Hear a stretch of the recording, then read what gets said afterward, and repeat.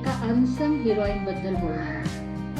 आतापर्यंत ज्या स्त्रियांबद्दल आपण बोललो त्या त्यांच्या काळात उपेक्षित होत्या, पण आधुनिक काळात मात्र त्यांचं नाव आदरपूर्वक घेतलं जातं. पण फातिमा शेख ही मात्र तिच्या काळात उपेक्षित राहिली आणि आजही तिची म्हणावी तशी दखल घेतली जात नाही. इतकंच नव्हे तर ती अस्तित्वात तरी होती की नाही याबद्दलही लोकांच्या मनात शंका आहे.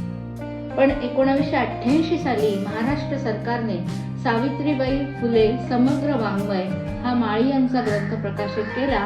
त्यात सावित्रीबाईंनी ज्योतिबांना लिहिलेल्या पत्रात फातिमाचा उल्लेख येतो आणि त्या पुस्तकात सावित्रीबाईंबरोबर तिचा फोटोही येतो. ब्रिटिश अभ्यासक मेरी ग्रे यांनी त्यांच्या पुस्तकात तिचा उल्लेख केला. त्या म्हणतात, Savitribai graduated from her training college with flying colours along with a Muslim woman Fatima Sheikh.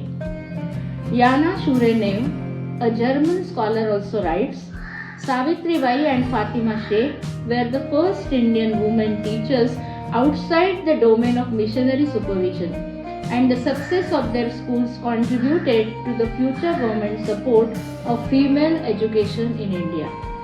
इतके सज्जड पुरावे फातिमा आणि तिच्या कार्याविषयी असताना सुद्धा तिच्या अस्तित्वाविषयी शंका घेतली जावी याची खरोखर लाज वाटते.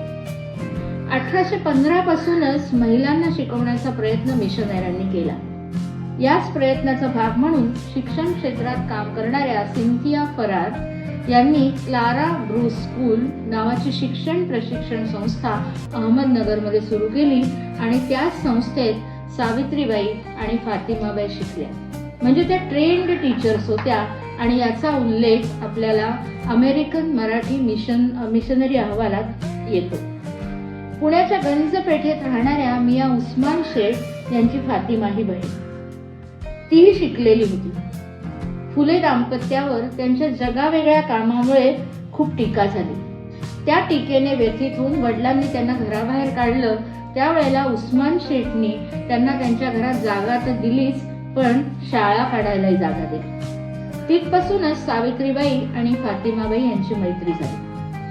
धर्म आणि लिंगाच्या आधारावर शिक्षण नाकारणाऱ्यांना आव्हान देत त्यांनी शिक्षणाचा प्रसार केला. गणित, इतिहास, भूगोल हे विषय त्यांच्या शाळेत शिकवले जात. इतकंच नव्हे तर सामाजिक आणि आर्थिक प्रश्नांवरही चर्चा त्यांच्या शाळेत होत असे. मुस्लिम महिलांना कुबड्यांची गरज नाही, त्या स्वयंस्फूर्त आहेत असे ठाम उदाहरण फातिमाने इतर महिलांसमोर उभे केले. तरी म्हणावी तशी ओळख फातिमाला मिळाली नाही. मंडळी, स्वतः सावित्रीबाईंना सुद्धा तिची उपेक्षा सहन झाली नसती. असत्या असत्या तर फातिमाच्या कार्याची त्यांची कशी ओळख करून दिली असती याची आपण कल्पना करूया. त्या म्हणाल्या असत्या, नमस्कार, ओळखलत का मला? मी सावित्रीबाई फुले.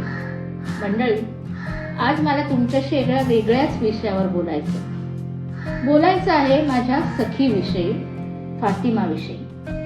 खूप खूप प्रेम होतं माझं तिच्यावर आणि तिचंही माझ्यावर. आमच्या खांद्याला खांदा लावून काम केलं तिने. खरं तर तिला तिहेरी त्रास सहन करावा लागला. तिच्या समाजाकडून, सनातन्यांकडून आणि एक महिला असं धाडस करते म्हणून डोंगरा एवढं काम केलं बघा तिने. पण मंडळी, समाजाने तिची उपेक्षाच केली, त्याही काळात आणि आजही. मला मिळतो खरा मान पहिली स्त्री शिक्षिका म्हणून, पण फातिमाला मिळत नाही तेव्हा फार अपराधी वाटतं बघा मला. तिची आणि माझी ओळख कशी झाली सांगू? शेटजींनी मला शिकवलं, विहीर महार मांगांसाठी खुली केली आणि मुलींना शिकवण्याचं मनात होतं त्यांच्या. पण मुलीला शिकवलं की ती विधवा होते असा समज असणारा तो काळ. त्यामुळे शेटजींचे विचार कुणालाच पचणारे नव्हते. चहू बाजूंनी जेव्हा टीका होऊ लागली तेव्हा माझे सासरे वैतागले. खरं तर ते प्रेमळ, पण समाजापुढे जाण्याचं धारिष्ट नव्हतं त्यांच्याकडे. मग काय, काढलं आम्हाला घराबाहेर. काही सुधरत नव्हतं बघा. पण सांगू का, आपलं काम नेक असलं आणि मुख्य म्हणजे आपला हेतू चांगला असला तर कुणीतरी मदत करतच बघा. अगदी तसंच झालं. उस्मान शेठ धावून आले मदतीला. आम्हाला राहायला तर जागा दिलीच, पण शाळा काढायलाही जागा दिली. फातिमा ही उस्मान शेखची बहीण आमच्या विचारांशी अगदी एकरूप होऊन गेली. 1847 साली मी 4थी पास झाले. एक अमेरिकन बाई नगरला शिक्षण होण्याचं प्रशिक्षण देते असं शेठजींना समजलं. सिन्थिया फरार तिचं नाव. मग काय, मला आणि फातिमाला पाठवलं की तिथे. तिथपासून माझी आणि फातिमाची घट्ट मैत्री झाली. तिथं शिकलो आणि 1 जानेवारी 1848ला आमची पहिली मुलींची शाळा भिडेवाड्यात सुरू झाली. शिक्षक म्हणून आमचा दोघींचा प्रवासही सुरू झाला. खूप खडतर प्रवास होता तो. दररोज परीक्षाच होती आमची. दगड, गोटे, शेणगोळे याचा मारा व्हायचा आमच्यावर, पण आम्ही खचलो नाही. फातिमामुळे खूप धीर यायचा बघा मला. मी आजारी असतानाही तिने उत्तमरित्या शाळा सांभाळली आणि काहीही कुरकुर न करता. वंचित दलित मुलींना तर आम्ही शिकवित होतोच, पण फातिमाने मुस्लिम मुलींना शिकवण्याचाही विडा उचलला होता.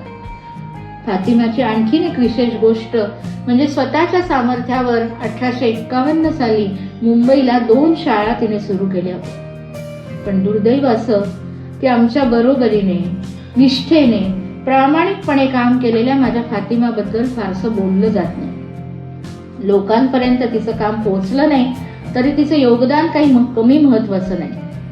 म्हणून मी आवर्जून सांगते तुम्हाला की माझी आठवण ठेवली नाही तरी चालेल, पण माझ्या फातिमाला विसरू नका. सावित्रीबाई, नाही विसरणार आम्ही तुम्हाला आणि तुमच्या फातिमालाही. तुम्हाला आनंद वाटेल ऐकून की आत्ता फातिमाला ओळख मिळायला लागली आहे. 2014 मध्ये महाराष्ट्र सरकारने उर्दू पाठ्यपुस्तकात, 2022 मध्ये आंध्र प्रदेशातल्या पाठ्यपुस्तकात फातिमाचा समावेश झाला आहे. 2023 मध्ये कुन्नूर येथे फातिमाचा पुतळा उभारला आहे आणि 2019-20 मध्ये शाहीनबाग येथे CAA NRC विरोधात झालेल्या मोर्चाच्या ठिकाणी त्यांच्या आणि तुमच्या नावे एक ग्रंथालय उभारलं गेलं आहे. तेव्हा काळजी करू नका. त्यामुळे जनमानसात तुमच्या बरोबर फातिमाची ही ओळख रुजते आहे. धन्यवाद.